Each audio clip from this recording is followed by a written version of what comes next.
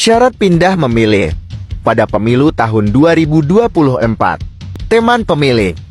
Berikut dokumen bukti dukung yang harus dibawa saat melakukan pindah memilih. Jika teman pemilih melakukan pindah memilih karena sedang menjalankan tugas di tempat lain di hari pemungutan suara, maka dokumen bukti dukung yang harus dibawa adalah surat tugas yang ditandatangani oleh pimpinan instansi atau perusahaan dan dicap basah.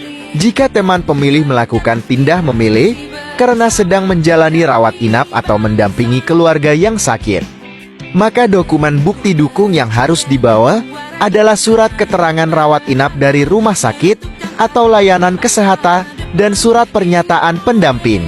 Jika teman pemilih melakukan pindah memilih karena merupakan penyandang disabilitas dan sedang menjalani perawatan di panti sosial atau panti rehabilitasi, maka dokumen bukti dukung yang harus dibawa adalah surat keterangan dari panti sosial atau panti rehabilitasi yang ditandatangani oleh pimpinan instansi atau perusahaan dan dicap basah. Jika teman pemilih melakukan pindah memilih karena sedang menjalani rehabilitasi narkoba, maka dokumen bukti dukung yang harus dibawa adalah surat keterangan dari pimpinan lembaga rehabilitasi narkoba yang ditandatangani oleh pimpinan dan dicap basah. Jika teman pemilih melakukan pindah memilih karena sedang menjadi tahanan di rutan atau lembaga pemasyarakatan atau terpidana yang sedang menjalani hukuman penjara atau kurungan, maka dokumen bukti dukung yang harus dibawa adalah surat keterangan dari Kalapas atau rutan.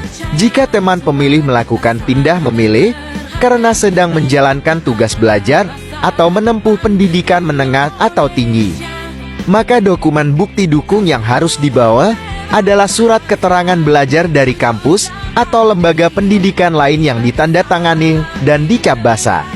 Jika teman pemilih melakukan pindah memilih karena pindah domisili, maka dokumen bukti dukung yang harus dibawa adalah fotokopi KTP elektronik dan atau kartu keluarga terbaru.